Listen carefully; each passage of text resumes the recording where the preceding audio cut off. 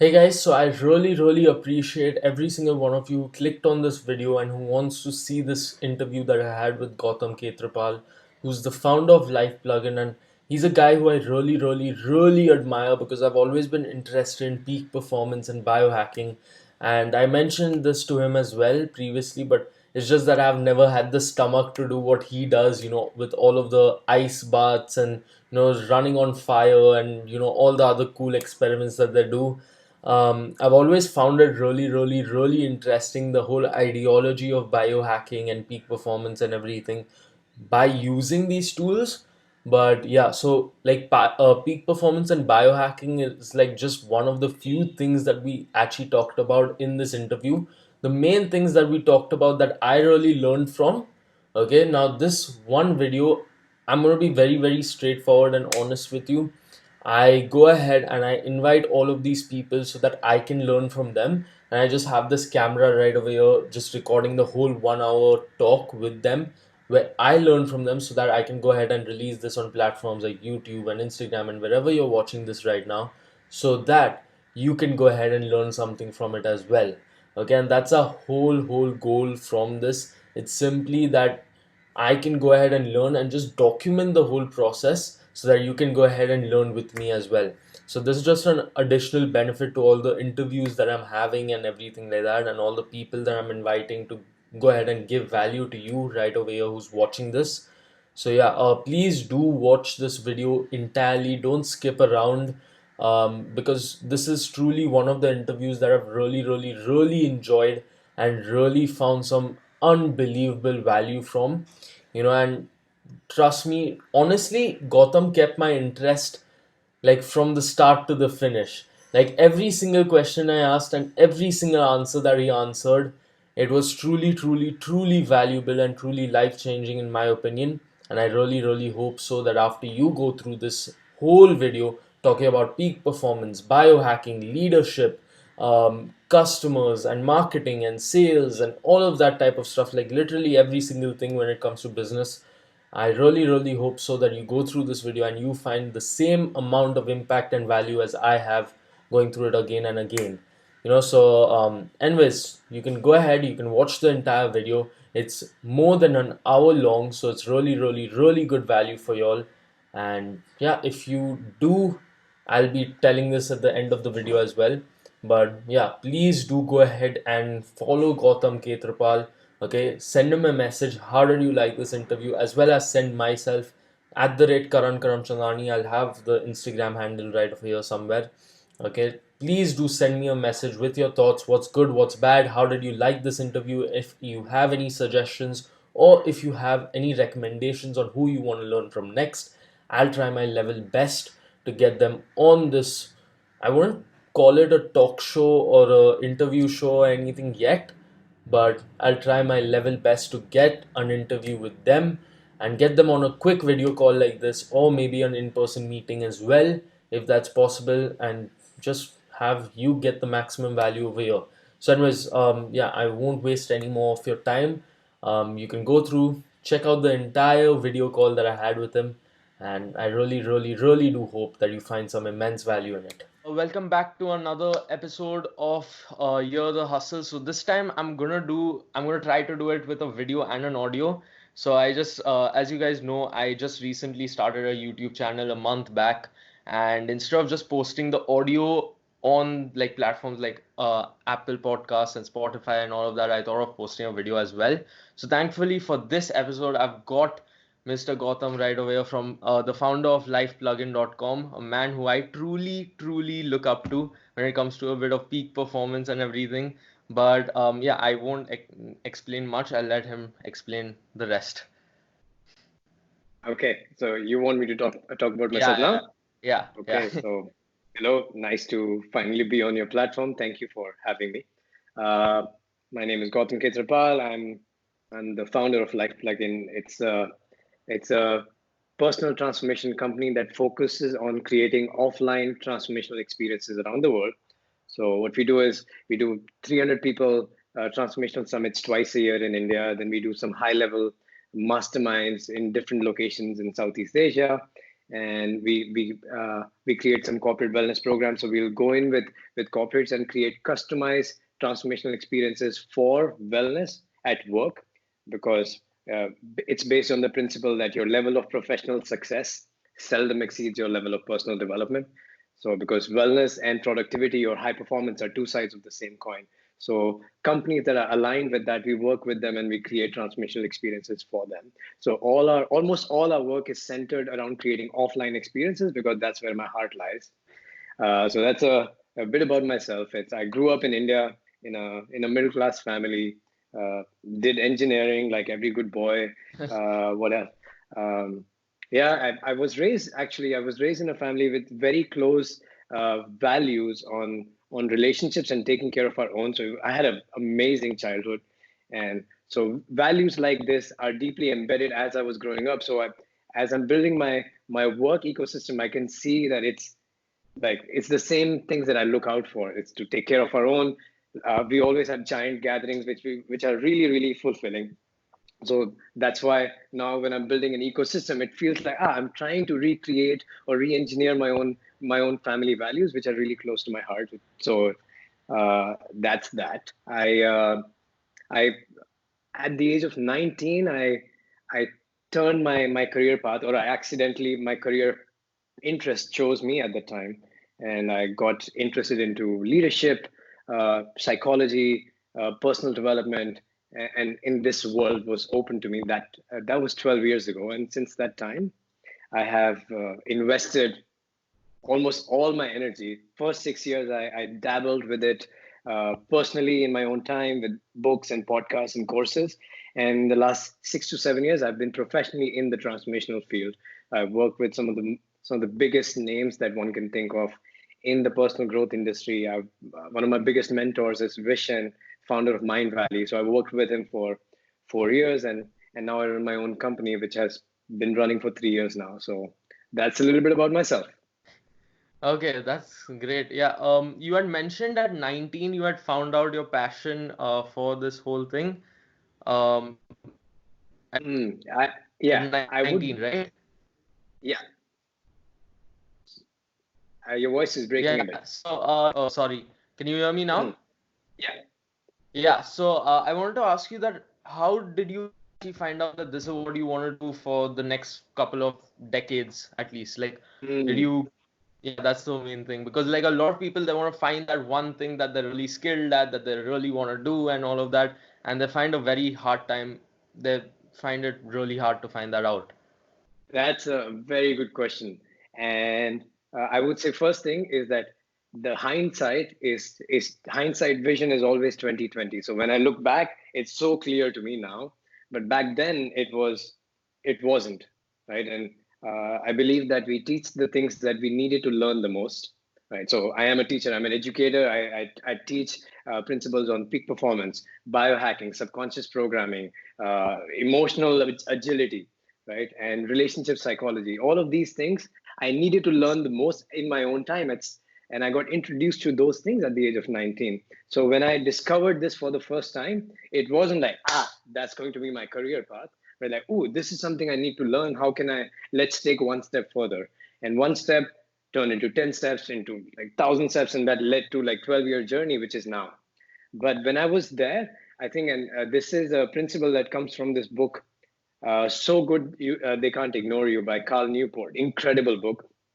And at the young age, if and I heard this a lot as well, like follow your passion. What is your passion? Everybody's looking for their passion.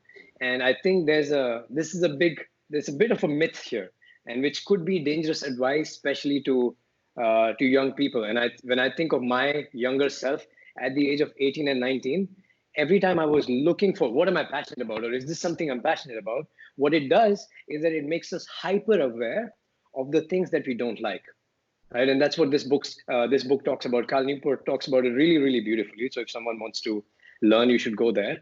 But when we are thinking about what am I passionate about, or is this something I'm passionate about, will this be my career path, it's like we're hyper aware of, oh, I don't want this, I don't want that, I don't want this. When investment mindset or the process mindset that okay, Is this something I'm enjoying right now? Can I do this one step at a time, one step at a time, one step at a time? Over time, those small interests, they develop into big passion, right? Mm, Steve Jobs made this made this really really popular in his speech, commencement speech in 2008, where he says follow your passion, right? And that's where it became super big back in my time. At that time, I had just started my university. And what the real advice is that to not do what Steve Jobs said, but do what he did. And if we look back into his university time, he wasn't a passionate person revolutionizing everything. He was just exploring everything, walking bare feet in university campus, taking LSD and drugs all the time, right? And just exploring the consciousness. He started his computer business with Steve Wozniak just to make money, right? mm, And the interest developed over time, and then the business grew a bit more, and then he became a bit more passionate, and then a bit more passionate, right? So passion follows pursuit, right? mm. The fact that I studied personal transformation for 12 years, that's what, if I speak about transformation, you will see I'm deeply passionate about it. Yeah, But yeah. 12 years ago, it was just something I needed to learn for myself. So there's a slight difference between how do I find my passion is to understand that passion follows pursuit, right? Mm, And not to be in this mindset of I want to decide every single thing at this age right now for the rest of my life. I'm open to changing my passion 10 years down the line, right? I'm open to changing my career completely 10 to 20 years down the line. I am building a big company in the transformational education space, but I may be interested in solving some other issues in the world, maybe energy crisis in the world, mm. right? I'm open to that. So what my philosophy is to look at what are the follow my curiosities and act on it every single day, take action, take small steps every single day. And as I pursue things, it becomes clearer to me that is this something that is turning into a bigger passion that I want to pursue in a professional capacity, or else it just becomes my hobby. Yeah. Either way, Mm. it's fine. Oh, okay, that makes a lot of sense. Yeah. I've actually never Okay. heard someone phrase it in that way, I would say. But yeah, that actually does make a lot of sense. Yeah.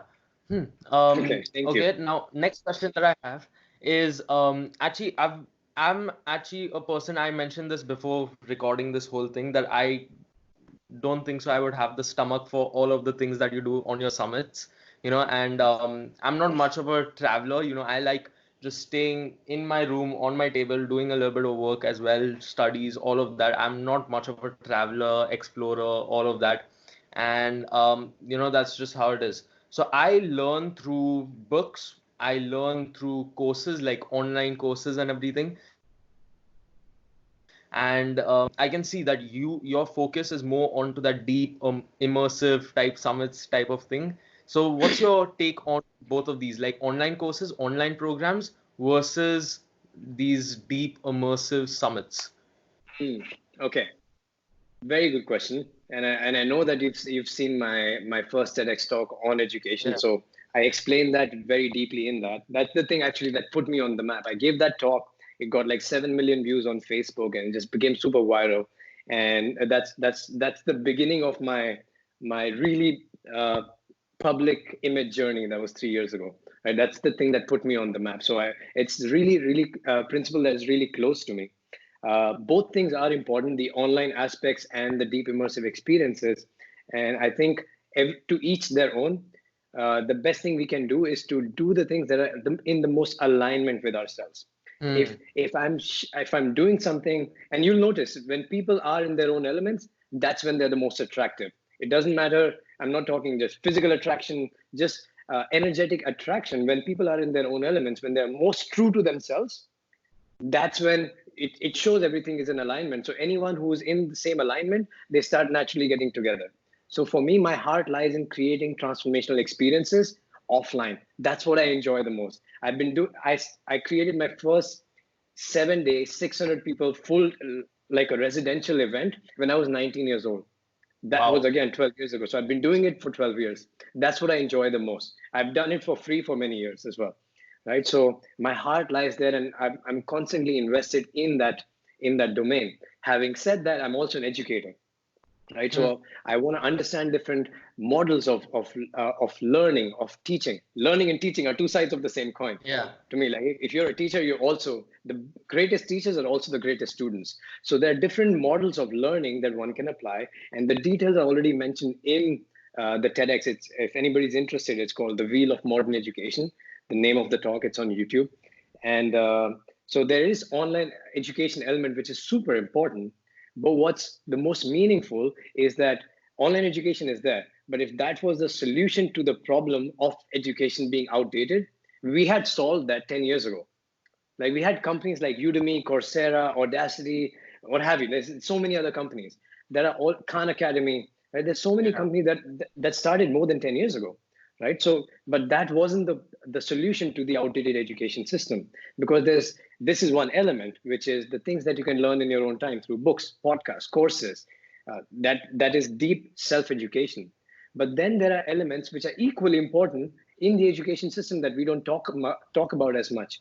Is one is your tribe, the people who share the same interests, same value system, same goals, same desires, same pain points, right? Hmm. People who share those things, those are the kind of people that we are most connected with. And these are naturally, if you think about it, these are your friends, these are your acquaintances, and these are the people, if you go to a conference that you would, at a random conference, these are the people that you'll be naturally inclined towards connecting with, right? Because you have the same value system. You're, you have same interests. So these are your tribes, right? And each person has their own tribes and they can all change. And then when you find your tribes, they lead to deep immersive experiences. Deep immersive experiences are the conferences, are where you gather together as a tribe to share your common passion or common area of interest that you want to learn.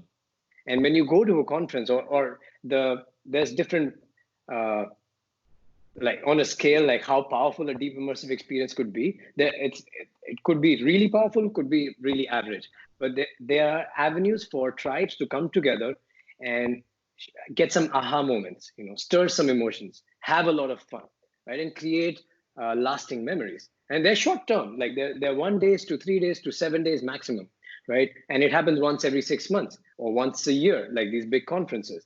But these are ways for tribes to come together. And when you come together at these events, what happens is that you see someone talk on stage, you see someone share some ideas, and you're like, that's a cool idea. What do? I make a note. This is a book I want to read. This is a course I want to learn from. And these are the people that I want to follow on social media to spark new ideas for me. And what do I do with those things? I add them into my self education. I come back home, buy the books, follow the podcast, buy the online courses, sign up for physical courses if I have to. And that becomes my self education. So there's self education, your tribes, and leading into your deep immersion. And one feeds into the other, right? And Hmm. once you understand this model, you can drive your own, what I call the wheel of modern education, right? Yeah. So each has its own value, but we also need to be professionally when we're talking about business. So if your question was tied to, hey, your business is mostly offline, it's also online, but it's mostly offline. That's because that's where the core of the company stays true, right? So Hmm. which is why it's right. The reason for it to be so successful, it grew like 250% in the last 9 months, the business, Wow. Okay. right? And it's been 3 years that we've been running the business. And if I start from the beginning, the percentage growth will not even be accurate, because when you start with a really small number. We From the beginning to this point, we grew like 3,000% or something. And the reason for that is not just that how great we are, but to me, I also believe it's because we are also in the most alignment with every single thing that we are doing. And so, yeah, that's my truth. Wow. Okay. So this alignment thing actually it got to me a bit. Okay. It Hmm. really challenged my beliefs, I would say, really impressed me. Okay. So I wanted to know one thing is that when it comes to this whole corporate culture, I've been reading quite a few like articles and all of that when it comes to leadership and corporate culture and all of that. So what's your take on that? Is that I guess alignment would really come into that whole thing, but when it comes to creating a strong culture within any type of company or business, what's your take on that? Mm, can you repeat your question? I'm not Yeah. sure if I heard the whole thing. There was Yeah, a yeah, break yeah. in the So basically, connection. when it comes to corporate culture, creating a very, very strong community within your whole Mm, team, okay, what's your yeah. take on that? What's your belief system on that? Okay. Oh, that's super important. So what we need to understand right now is that Okay, one second. we are designed to thrive in it. Yeah, could you repeat the answer? Just there was a second of a buffer. Yeah, Okay, is it good now? yeah, perfect. Okay, so what I was saying is the most important thing to consider is that human beings are social animals. We are Hmm. designed to thrive in an ecosystem where we add value to each other, take care of our own, and feel safe. We're designed to thrive in small communities and tribes. And that's how we've lived for millions of years, right? So, and if we think about the corporate culture in an ideal scenario, if you're working in a company and if you constantly feel unsafe, you constantly feel people are competing against you and trying to pull you down, that's not an ideal culture to be in. You will not thrive. And because you're not at ease, you're always stressed. When you're stressed, or when you're not stressed, or when you're happy, your all your learning centers in your body, they get activated. Your dopamine level is higher. You're more inclined to learning new things, making new connections. You're way more creative when you're at ease, right? And so if you are in that state in a corporate environment, it's wonderful because you're learning, you're growing, and you're adding value to the ecosystem you're a part of, right? So great companies have employees who are crazily passionate about their companies, and you see those examples in people who have really difficult situations with, like, people like Steve Jobs, but they're so passionate about it because they are connected to the cause and they love what they do, right? In that ecosystem, they know that they take care of each other. So there are companies like that. There are companies like Mind Valley, which is an amazing example, actually even better example than working with Steve Jobs, where the culture is at the heart of every single thing that happens in Mind Valley, right? They take care of their employees really, really well. When that happens, the sense of belonging to the ecosystem shoots up. And when that happens, the productivity, the desire to add value to the ecosystem, to go the extra mile, to serve the ecosystem that you're serving is way higher. So your product, so in terms of your business numbers, your ROI goes up, your productivity goes up. People are way happier and way more positive because 70% of the waking hours that a human being spends is at work, right? So if that's not enjoyable, it causes more stress. Either it will cause a sense of individuality, a sense of separatedness, or which is not ideal, and people will take more sick leaves and people would look for different job opportunities, other avenues for fulfillment. Or imagine another ecosystem where there's, like, people want to go at work, people have friends at work, people know that, oh, when I go there I am taken care of, people are invested in my growth when I'm working in an ecosystem like that, right? So when we have an ecosystem like that, it's not only enjoyable to work in those ecosystems, but studies have shown that it's way more productive. It is way more beneficial for the company to increase the bottom line just by creating a positive culture where everybody feels connected. Hmm. Uh, Oh, okay. Whew. That was a pretty good answer. Yeah, I'm still just thinking about it because Mind Valley, I've actually been looking at Mind Valley for quite some time now, and I can see how, I don't know, I can't see it exactly from the content, but I get that feeling that everything's so aligned. So yeah, that was a pretty good example and everything, and I truly did understand that. Okay, now on to the next question. Now you had mentioned your TEDx talks, TEDx talk, the Wheel of Modern Education. That I had just gone through it, I think last week or something, while preparing for the interview and everything. So mhm. I'd gone through it and I had seen that you had mentioned you had taken a Udemy course and you had mentioned that you had increased your learning capacity by approx 80%. Mhm. So could you explain a few insights on that? Like what did you learn and how could someone actually improve their peak performance, their learning capacity? Just a few tips. Right. Okay. So the course is called Becoming a Super Learner. I think now they have a second version called V2. So it's on Udemy. It's like, most likely it's going to be in promotions and it'll be like $10 to $15. Okay. Highly recommended. What it does is that it combines two elements. One is that, uh, how to explain it? How do you increase your reading capacity, right? So if think about it this way, like a book, right? I love reading books, and I think they have changed my life, right? But a book is someone, like some expert who studied something for 20 to 30 years in some examples, and they've consolidated all the research, all their thoughts into 7 to 8 hour consumable content, That's like a gold mine, right? The difference between anyone I look up to and anyone who I want to be and me right now is the amount of information, is the kind of information that they know, not know intellectually, but that they have learned, right? So learning is the most important skill that one can have in the world.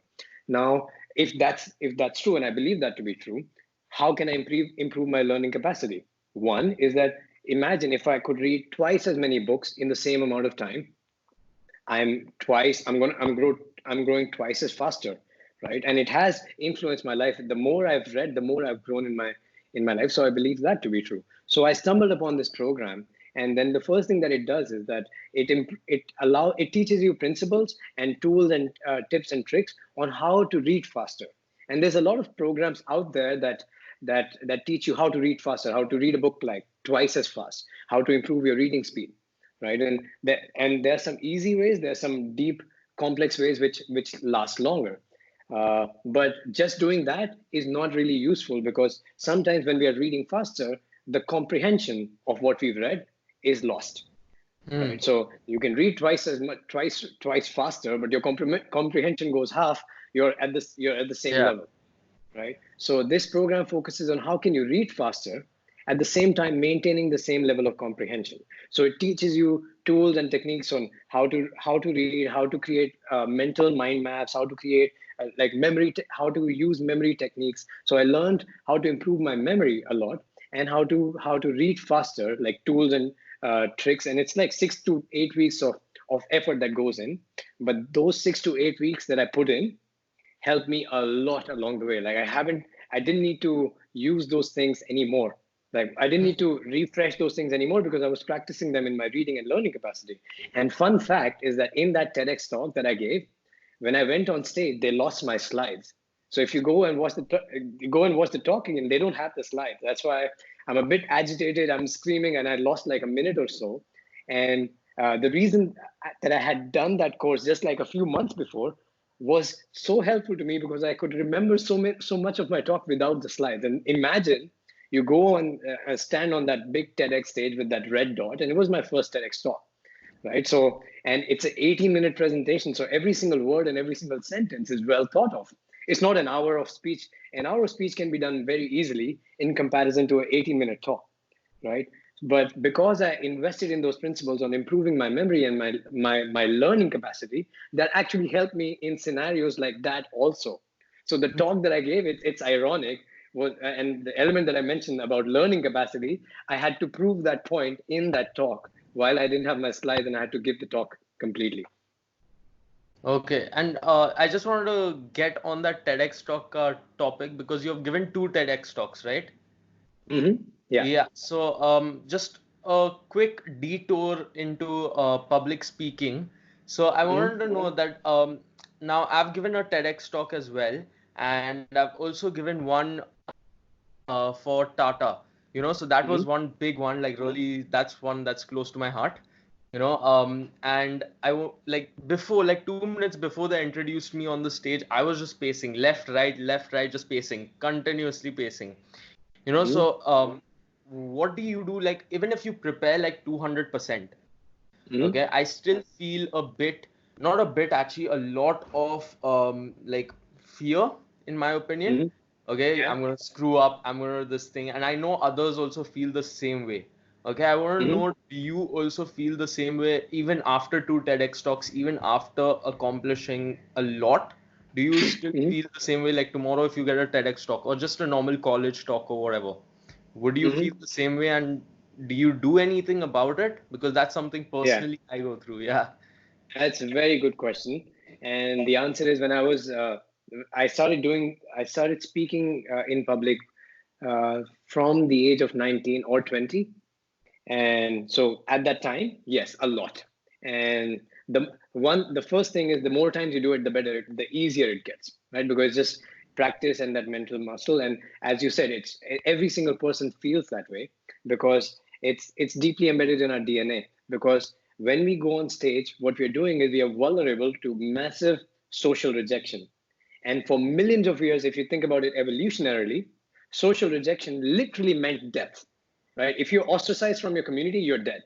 Like you cannot survive in the hunter-gatherer community if you're thrown out of the community. So when you put yourself out there, it's a huge vulnerability that one person feels, right? And I've actually learned some certain tools and that now. So there's a bunch of things that you can do. But first thing is to understand it's normal, happens to everyone. And you asked me what I do and what one can do, right, as an Yeah. advice. So one thing that it doesn't happen to me anymore. There'll be a bit of butterflies in my stomach still Yeah. every time especially if I'm going on a big stage. But there's a few ways to tackle that. First is shifting a mental model, right? A mental model, and this is a lot of it. I will give credit to Eric Edmeades. He is also a Mind Valley author, and he's Yeah. one of the teachers that has changed my life. I learned public speaking from him. He tours around with Tony. He's taught and toured with Tony Robbins for 3 years, so he's that level of public speaker, right? So a lot of these things I've learned from him or just by being around him. One of them is that when I'm backstage or someone is backstage and you're thinking I'm pacing back and forth, or there's a sense of fear or nervousness, right? If you think about nervousness and excitement, if you think about it, the physiological response is exactly the same. Is exactly the same. There's butterflies in the stomach. There's your heart's beating a bit faster. Your breathing is a bit shallow, right? They're exactly the same. The only difference is that nervousness is excitement with a negative expectation, Hmm. or Yeah. excitement is nervousness with a positive expectation. So that's first shift in the mental model. Like, okay, so I know that I'm just expecting something bad. I can just shift that model to start expecting something positive, right? That is the first step. Second is that physiologically, your body and mind are very closely connected. So sometimes when you think things, your physiology has a response, and sometimes when your physiology is moving in a certain way, your brain starts to become calmer. It starts to experiencing those things as reality. What that means is that if I start doing shallow breathing right now, if I start doing that, my brain will automatically start thinking that, oh, I'm in some stressful situation, right? Yeah. And that's what's happening when right before you're about to go on stage, you hold your breath, you want to give the entire speech in just one breath, and that's it, be done with it, and then boom, run away, right? So one thing that you can do, and one thing that I do before any talk, is to center myself and do some deep breathing with your stomach. Like imagine like there's a balloon in your stomach and you do deep and slow breathing. So the only time one breathes like that is when they're sleeping, when they're in deep sleep, when they're very relaxed, or when they're hanging out with their friends on top of a mountain, when there is not a single thing to worry about, right? So it gives you a signal to your brain that things are safe, not to worry about, right? So there's different types of breathing that you can do. One is alternate nostril breathing. In pranayama, it's been there for a long time. You do like this, in through the left, uh, and then out through the right, then in through the right, out through the left, and then you go do this 5 to 6 times. It relaxes your nervous system. If you're backstage and people are watching you and this feels a bit awkward, another thing that you can do is box breathing, which is box breathing is like you inhale for 4 to 5 seconds, let's say 4 seconds. You inhale for 4, you hold for 4, you exhale for 4, you hold for 4. And you do this box breathing like 5 to 10 times, and it relaxes your nervous system. Right. So these are a few things one can do. And then another thing is to not to write your speeches. I stopped writing my speeches. Again, I learned this from Eric Edmeades. It's because when we think and when we speak is very different from how we write. Right? Because if you write one sentence up to the second and the third and the fourth and the fifth, and you lost the 3 words in the sixth sentence, then you're like, oh, how do I recover back? Because I had memorized line after line. So to not memorize line after line, but have a mental map or a mind map of the things that you want to talk about, and combine them with as many stories as you can, because stories you can remember them in your brain.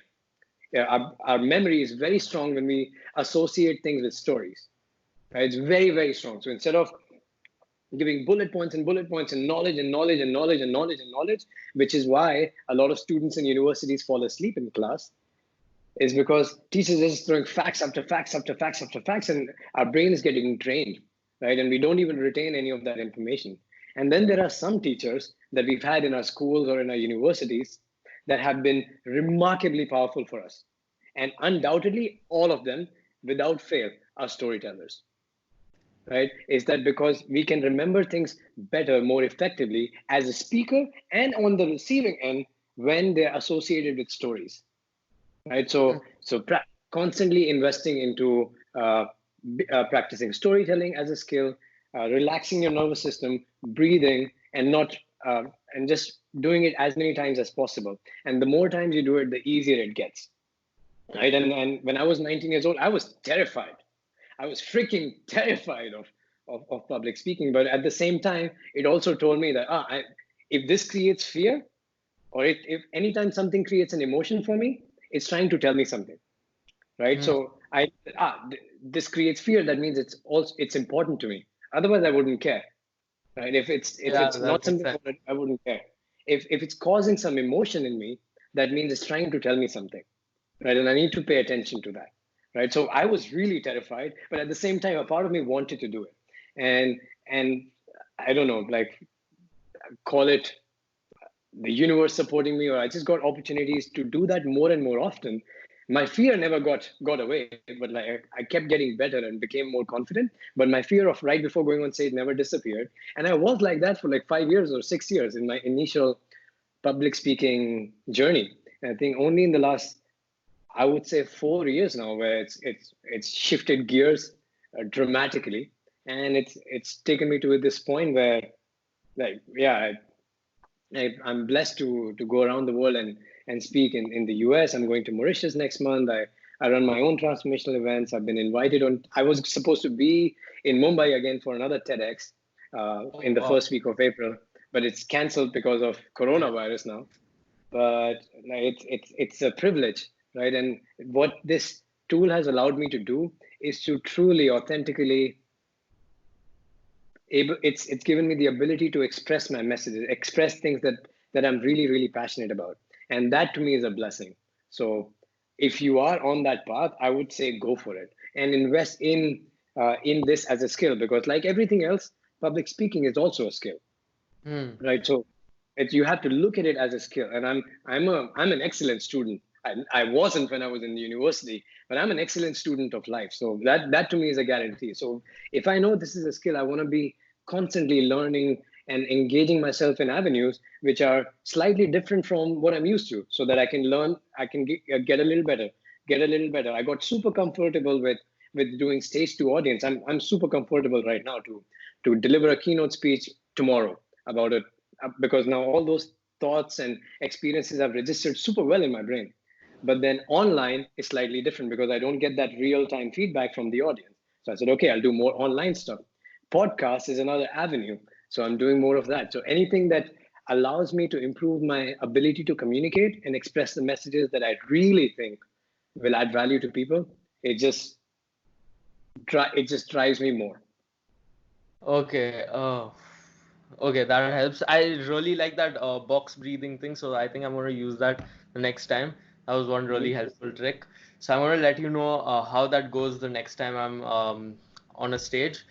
And I just wanted to ask you that when you're doing these training sessions and these speaking sessions and all of that, how do you get that deep immersive feeling?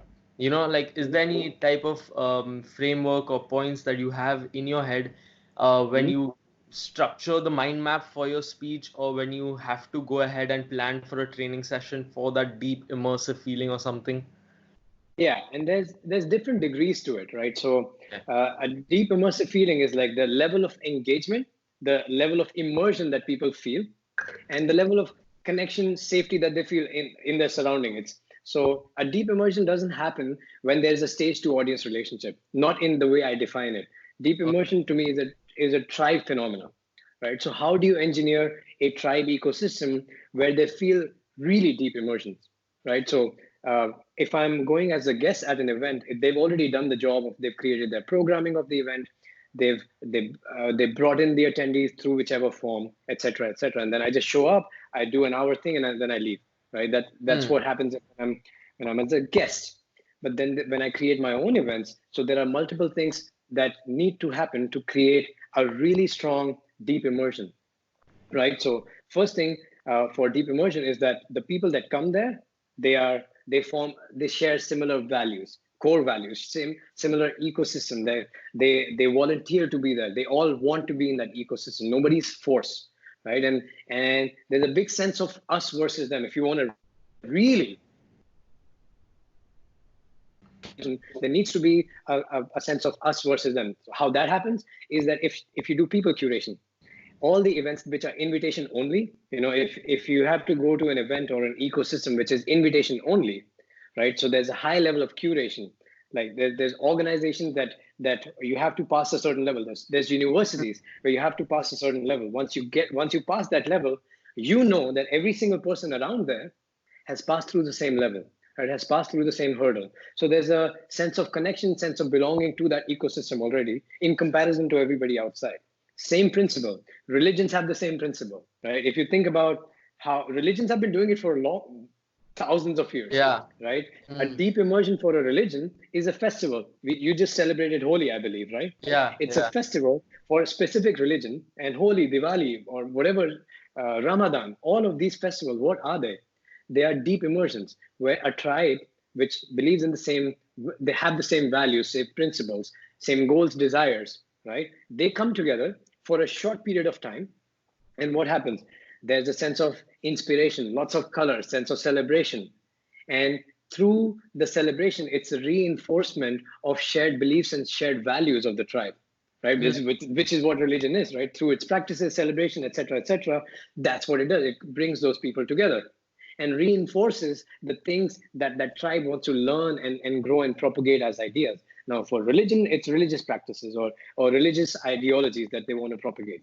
If for a personal transformation ecosystem, if I'm looking at a deep immersion in personal growth, those are the values that we want to propagate. So same principle. So bring people who are value aligned, who believe in the same things, create a sense of safety, sense of inspiration, sense of awe, right? And like, so find what your core values are. For LifePlugin, the core values are play, friendships, friendships, not tribe, not community, not connection, but friendships, Okay. growth, and humility, right? These are the four values. And we express these values not just through words, but also through how they're demonstrated in LifePlugin ecosystem, through LifePlugin customers, through LifePlugin teachers, right? So every single thing is an alignment. So every single person who comes and sits in that conference hall for the first time, they feel it, right? It's not just me speaking and giving an opening keynote. Imagine you going into a new ecosystem for a conference, or if you go to the university and you're like the first year student, like you Yeah. see someone on stage who's talking about how it will be like, how this university experience or how the experience in this ecosystem be like, right? So the first thing that we do is we establish what to expect in this ecosystem. So we establish these principles really, really strongly. And when someone new has entered that ecosystem, right in that first moment, if you establish it well, that's the only reality they know, right? Mm. And how do you express that better? How do you express that even strongly? Is not just talking about myself, because it's in my personal interest to tell you about LifePlugin. But what I Yeah. do is uh, every single summit, we do one summit every 6 months. And in between those 6 months, I'm literally stalking our customers and trying to see how are they demonstrating these core values of friendships, of growth, of play, of adventure, right? And when the opening presentation happens, all I have to do is show case studies of look at this customer, look at what they experience, look at what they experience, and then I'll make them stand up and give them an applause, and everybody sees that it's not just me, it's the people sitting next to you who believe in the same thing and who practice the same thing. So it gives other people permission to go full in, right? So it's just one principle, one way to establish a deep immersion. Another way to establish a deep immersion is to be more intentional when you think about the programming of the event, right? So when I'm thinking about the programming or the agenda, if you want to call it, of the event, the first thing I create is not the content agenda, like put in these speakers, these practices, peak performance, biohacking, relationship psychology, spirituality, all of that stuff. The first thing I'm doing is to build an emotional agenda. What are the Mm. emotions? It's a 3-day event, and what emotion do I want people to go through, and at what time? And then, because when people join in, I can't shake them straight away with deep transformational practices and deeply vulnerable practice. It will shock them, right? So in the beginning, there's a sense of establishing sense of safety, sense of connection, laughter, joy, play, right? Those are the things that we're establishing in the beginning. And the next day, we start diving deeper. Once they've given us permission, once they feel safe, then we start going deeper and deeper. And right at the midpoint of the summit, we have every single thing is engineered. We want to give them the biggest breakthrough. And this is why there's a particular segment or a section that is designed to be kept at that point. And then how do you want to leave them on a high note? So I first create an emotional agenda of what emotion I want our attendees to feel, and then map the content, map the speeches, map the workshops on those emotions that are aligned with those principles. So there's a few ways to think about how to create a deep immersive experience. And actually, I consult our clients, and it's like it takes weeks and months to explain this whole process and streamline and create it for them. So I try to just give a brain fart to you in like 2 minutes. Yeah, that actually does help a lot, and it actually didn't make sense. Like the whole thing, it took about 2, 4 minutes, whatever, but like it made a lot of sense, the whole emotional pathway, because most people do focus on just the content and who's speaking at this time and all of that.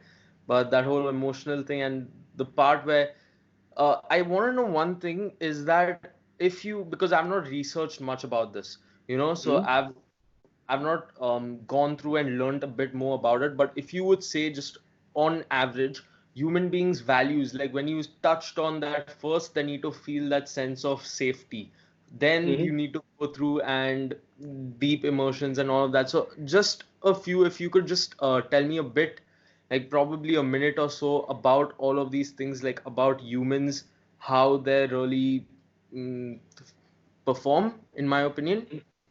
If you have any idea Mm, about that, like if you could just, I'm not sure if I'm framing my question that well, yeah, but yeah. Try again. Try again. yeah. So basically, I want to know is that how do people perform? So when you mentioned that first you've got to go ahead and give people a sense of safety and then that joy and laughter, and once they've given you permission, then you Mhm. can go ahead and get into that deep, immersive, knowledgeable stuff, valuable Mhm. stuff.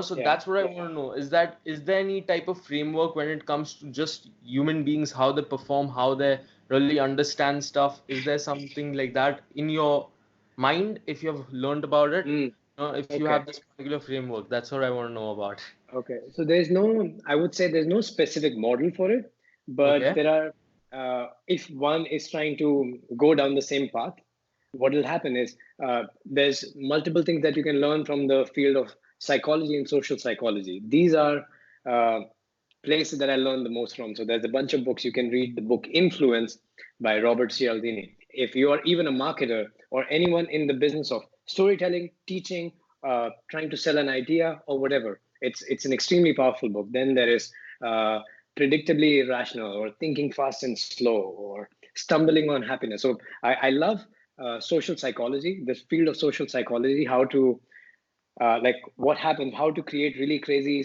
tribe-centric ecosystems, and how to, and I'm passionate about how to effectively communicate messages that we want to deliver. So when I combine these two philosophies, these it's this is what emerges, like to create an emotional agenda. And now and different people have different things that make them tick, right? For example, for Yeah. you, you're not an event person, you don't go to offline experiences as much, and you prefer to learn everything by your own, Yeah. right? So you may not be the ideal audience for LifePlugin Summit attendees, right? Yeah. For me, like the kind of experiences that we're engineering, I'm trying to think, okay, if I'm sitting in a conference hall like that, right, what are the experiences that I would enjoy, right? How would I like to be receiving information in a way that I'm most conducive to learning, right? And in the last 12 years, I've attended more than, I don't know, I did this research, I did the math about 2 years ago, and so I'm just adding the numbers. So uh, for 12 years, I must have attended like 70 to 80 deep immersive experiences. That on an average, like really big ones. Some for a week long, some for a month long as well, right? Okay. So that on an average is a deep immersion for every 2.5 months for over a decade, right? So I've had, like, I can start seeing patterns and I start noticing these things because I'm really curious about them, and I'm passionate about them. So when I'm engineering this experience, I'm trying to think, okay, this ideal avatar, this ideal person that I'm creating this experience for, Maybe that would be a useful insight. So when you're creating an experience, you design it for one person. You Hmm. design it for one avatar, not for multiple. It can add value to hundreds of thousands of people. But when you're designing a speech, when you're designing an experience, learning a course, if you want to record it, you're doing it for one person. Who that person is, what's his name, male, female, what's his age, what kind of business that he does, what kind of blogs that we find. The more clear you can get to, right? So for me, I know that ideal avatar. It's one of the people that I want to serve, and I know that person super well. So then it's easy for me to imagine instead of a crowd, I'm not designing it for a crowd. I'm designing it for a Rahul or a Rohan, right? These are the two avatars that LifePlugin Summit has had in the last 3 years, right? So when I'm designing it for that one person, I'm imagining if that person sits in the audience, what would he be feeling if I design this or design that, right? So depending on who your avatar is, that tweaks, right? Yeah. So and that is the same principle whether you're recording a course or creating a physical experience or just creating a talk. Yeah. So putting the avatar, getting super clear into it, and write like 2 pages on it, who this person is really. And if you just speak to that one person, you'll. One thing I've learned is that it's so surprisingly powerful how much it impacts every single person in the audience. Okay, so I just want to ask a follow-up question in your content as well. So I just go through your Instagram content. I've not gone through any other social platforms of live plugins content, and Mhm. I've seen this one really good video. I think it was you speaking for the latest live plugin summit. So you were inviting people to register and everything. I think it was that where you say that I want to invite you to a event of misfits and not sure, I can't remember the words, but you I got the know. video, right? Yeah. So while you're recording content like these type of videos, not just recording your speaking Yeah. sessions and all, while you're recording social media content, do you actually talk to that one person alone? Because Yes. most people actually have that one ideal customer avatar or Yeah. person avatar and talk to them as Yeah. well. Okay, so it's a that's what. principle of Mm, it's a principle of marketing that as educators, every single thing in life is selling. I'm having this conversation with you. Every single idea I'm sharing, I'm trying to sell that idea. You're trying to sell yeah. your questions to me, right? So you can look at it from that perspective, and selling could be a beautiful thing. So the marketing principle where you design your product, you're marketing for one specific avatar, the best teachers do the same thing for their teachings, right? Because if they can buy that idea, like if I truly know something is transformational, I would do anything. I would sell that. I would have no resistance selling that thing to anyone, right?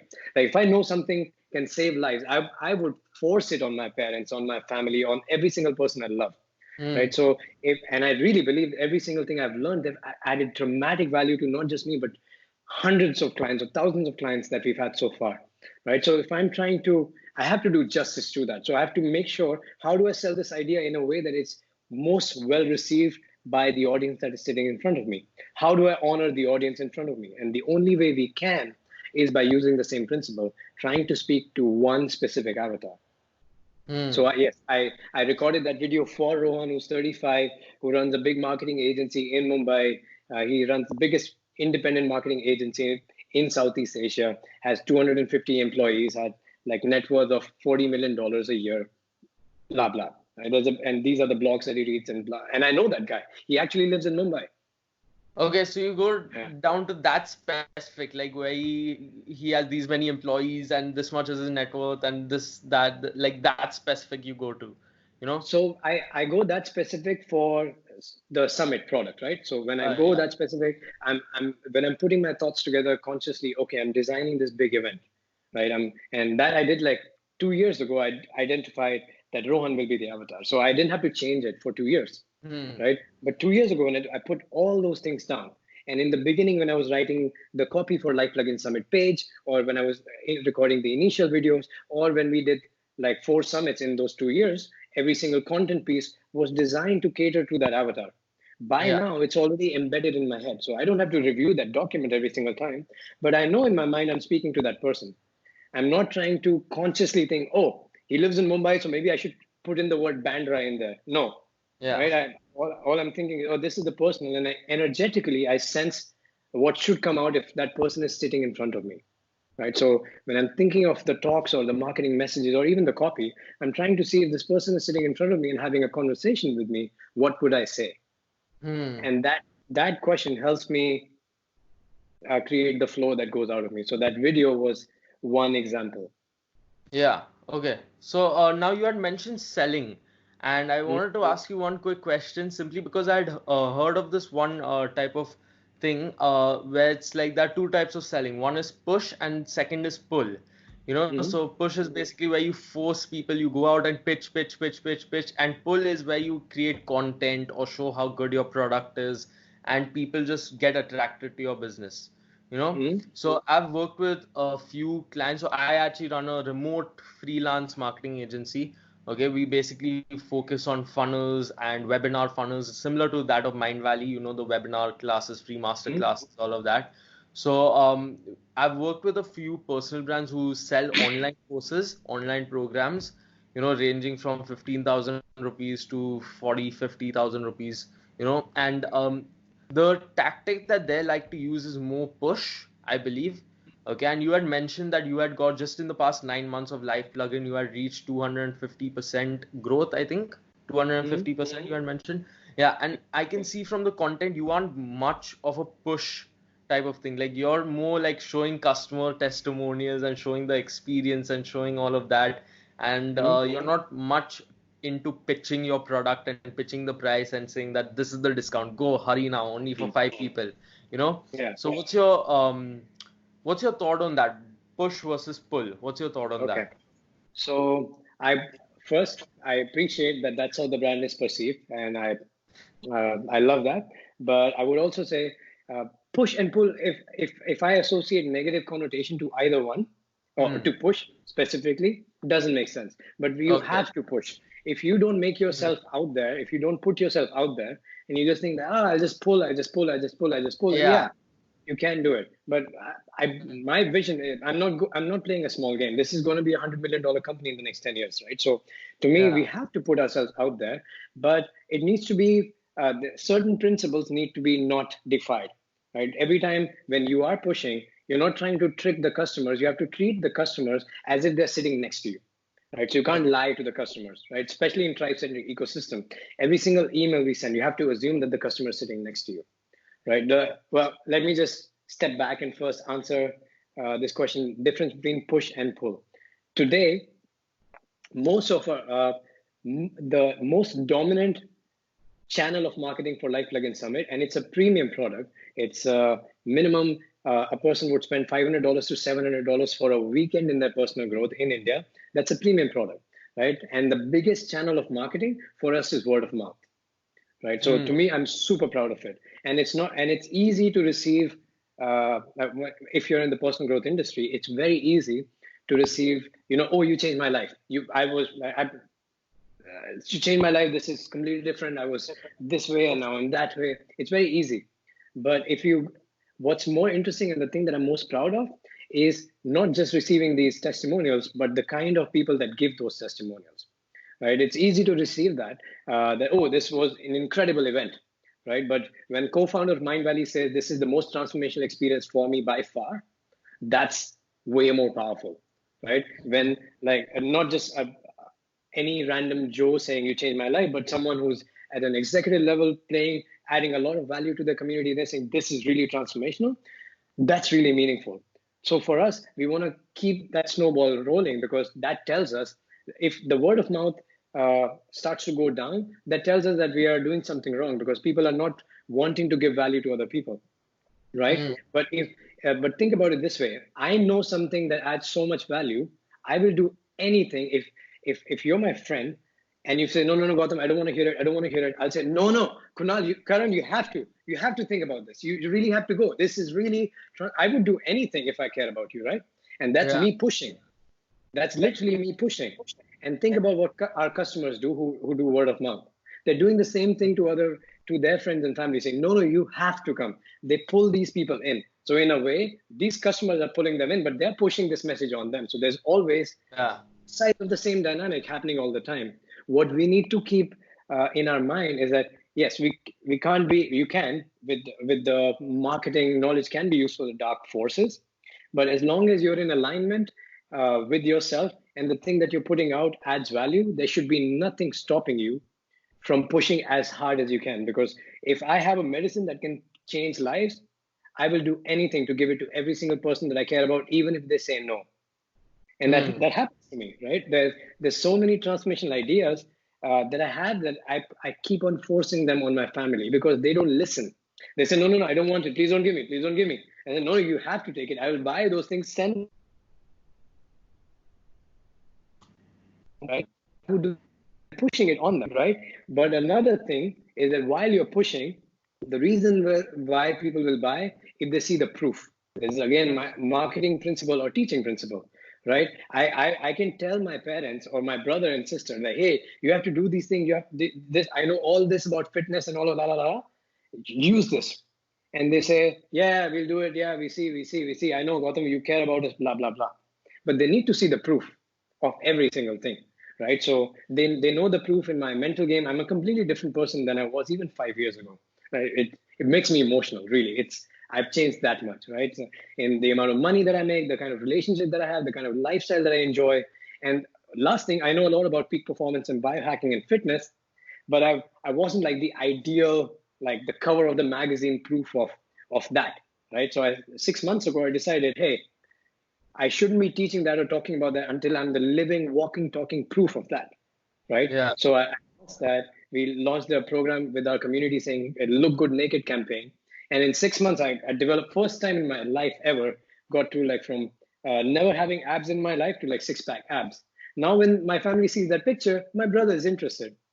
He asked me, okay, now tell me, what do I do? Right? What do I need to change? Right? So you need to push things, but if you don't have proof to show for, and if you don't really have value at the end of it, then eventually the whole system will crumble.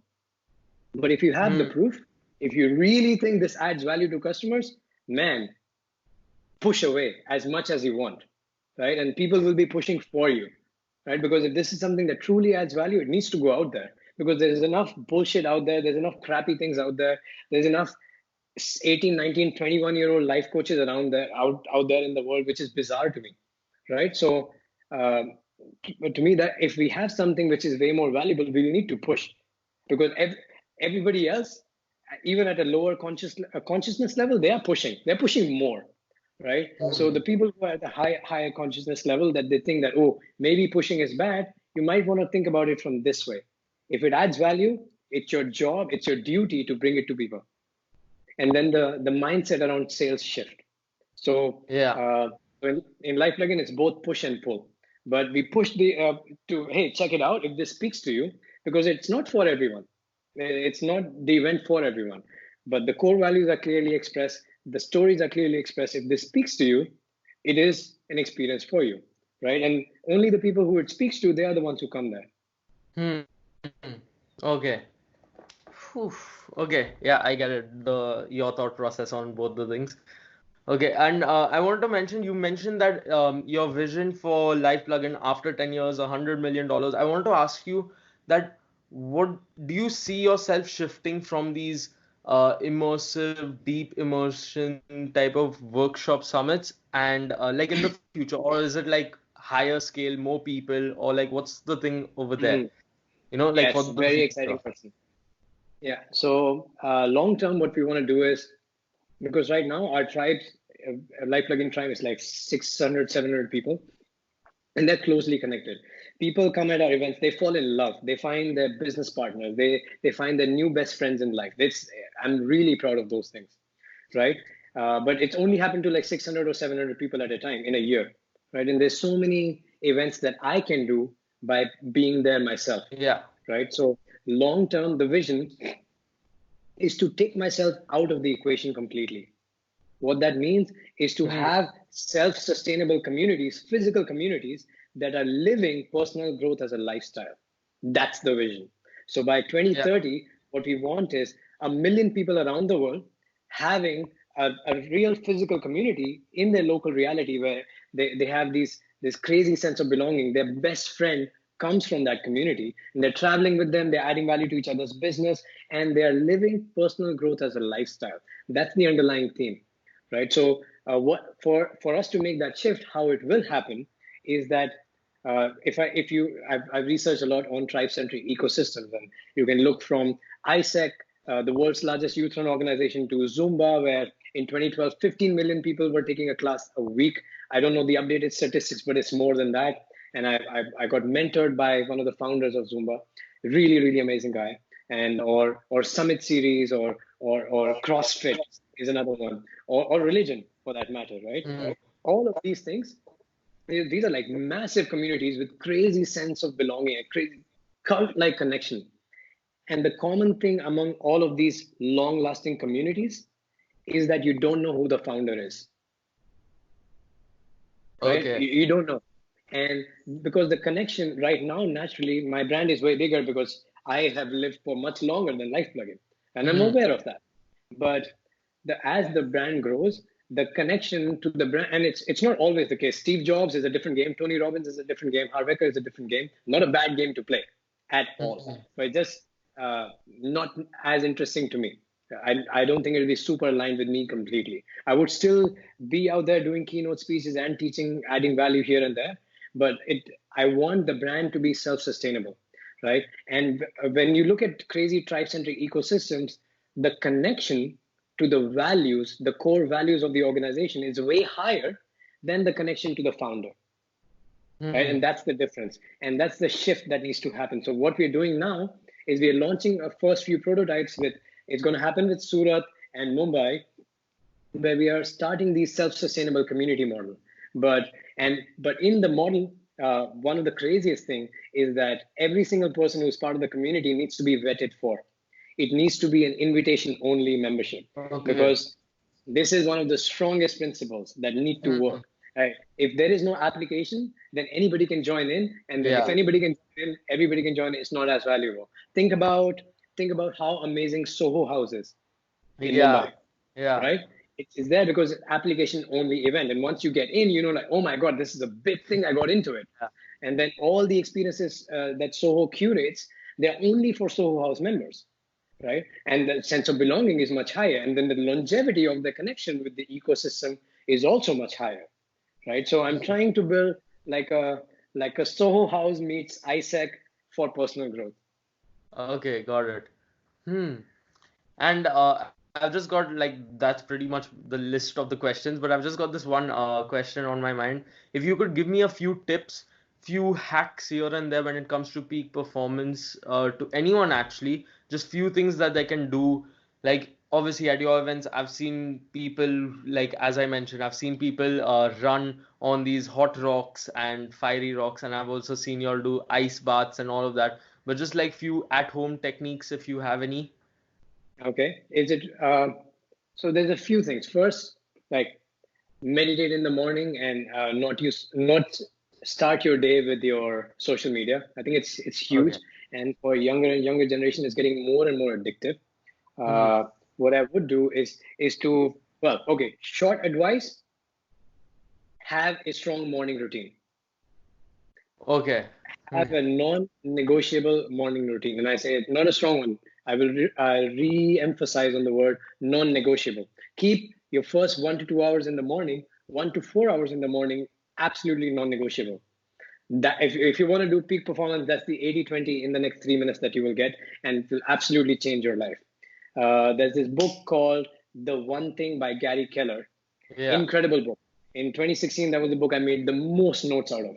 Right, and one of the things that that book says is that the highly effective people in the world, they don't have the perfect day. They have the perfect start of the day, and they do four things. They spend time with their loved ones, or like that they care for emotional energy. They meditate and pray or what have you for spiritual energy. They eat healthy and they train, they exercise for physical energy, and then they plan their business day for business energy before they open themselves to newspapers, to mobiles, to social media, what have you, right? So Hmm. i I expressed my morning routine like from 3 years ago. I posted it on a blog, but it used to start like this: 5:20 a.m. I would wake up in the bed. I would be spend like first 10 to 15 minutes with Celia, hopelessly in love, romantic. Like I'm talking to her like really sweet things. Her eyes are closed. She's smiling every single morning. And I kiss her and I spend really good time, like first 10 to 15 minutes. And then I get out of my bed and then I would go straight up into meditating, right? Centering myself, practicing gratitude, which is extremely important, but that could be a talk for another time, right? Not just like why gratitude is good, but how it could really be a superpower. But just take my word for it for now, that practicing gratitude, centering myself, right? And there's different, whichever principle that speaks to you in meditation, but meditate every single day, even if it is just observing your breath for 5 minutes with like good music, perfect.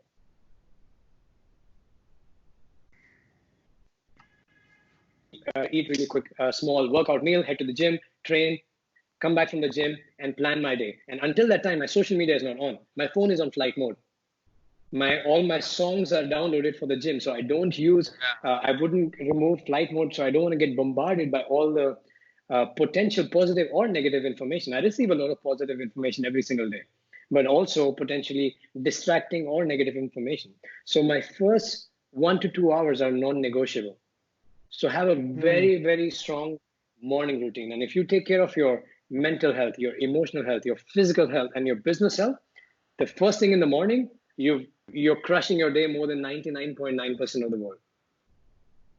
And then Okay. we go into biohacking and other principles of cold exposure, ice baths, or different types of breath works. And there's a lot of information, and we put all of that in content out there.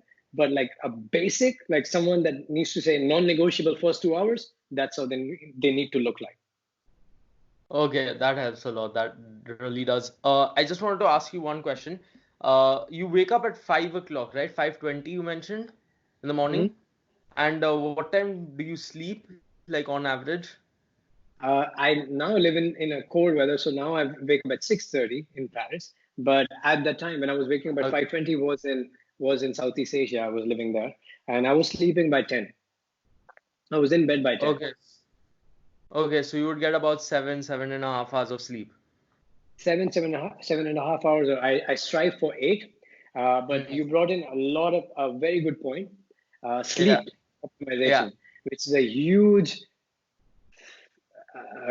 pardon my language, like a huge mess up in the world that we are living in today, myself included, right? And then it's the thing. If you want to go like start your day perfectly, but if you look at it, if you don't end the previous day perfectly, you're groggy in the morning. You're tired. You're not ideal. When you're sleeping, it's not just 7 to 8 hours of sleep. It's 7 to 8 hours of regenerative sleep that we need. And what that means is when you're sleeping, our body is recovering physically, emotionally, and it's consolidating memory. All of those things are happening while you're asleep. And Hmm. if you're constantly exposed to blue light, which is with your computer, smartphones, TV, Yeah. which is the case with almost everyone in the modern world, then what is signaling your brain that it's still daylight outside, and there's certain hormonal reactions that go alongside with the kind of light that you're exposed to. So if you're tricking your brain in the evening saying it's daylight, so when you're sleeping, you're not sleeping properly. The sleep is not as restful. And I measure my sleep with this ring. It's called the Aura Ring. It's a fitness tracker. And so you need to optimize your evenings, not just morning, your evenings, so that you get restorative sleep, blocking all the blue light. Use F-Lux on your computer, mobile, on your TV screens, so that all the blue light is blocked, right? And right before going to bed, don't watch like a crazy series. Watch some. I also fall prey into those things sometimes, but like Yeah. I try not to read something which will be extremely stimulating for my brain right before going to bed, because then my brain is way too stimulated for Hmm. when instead it needs to be relaxed. So for it to be relaxed, what I need to do, again, the same things that I mentioned for public speaking. You can do the same breathing to relax your nervous system. Read a book, have tea, spend some time with your loved one, and before, like an hour before going to bed, try not to have computer on. If you do, have the blue light blocked, right? So Hmm. these basic things allow you to not just sleep on time, but also have restful, empowering sleep. And right now, sleep has become a chronic disease. Like this is a huge problem right now. And if you want to read a book on it, there's a really good easy book to read called Sleep Smarter Okay. by the guy who runs this podcast called The Model Health Show, Sean Stevenson. Okay. It's a really powerful book. Highly recommended. I'll definitely check that out. Wow, you've mentioned like I don't know 5 to 6 books already. Okay, I've got to definitely add that to my Amazon cart. But I wanted to ask you last one. That what's your most likely source of learning? Is it books or podcasts or courses or these deep immersive events? Hmm. Okay, so the highest one is deep immersions for me. Okay. That's where but like the learning that actually really is transformative is comes in the form of self-education, which are when I'm Mm, learning in my own time. So in that order, it's books and then podcasts right now, as of mm, this moment. And it changes. There are times when I'm taking more online courses, but right now I'm not taking as many online courses as many as I'm reading books. And the next thing on my list is to take a master's in social psychology because I've read enough on it, but I want a structured curriculum so I can get like a certified degree.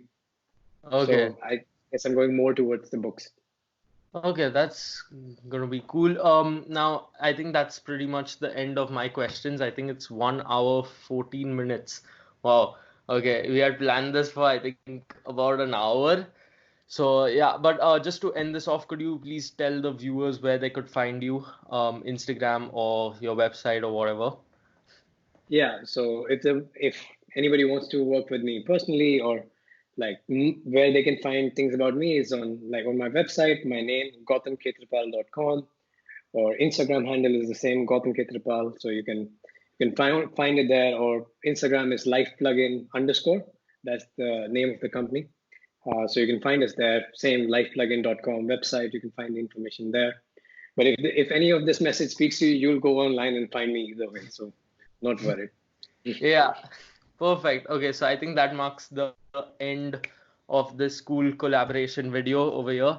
And yeah, I just wanted to thank you to come and give this whole opportunity, give a bit of your time over here out of your busy schedule and just give some value to my audience, as well Thank as myself, you know. you.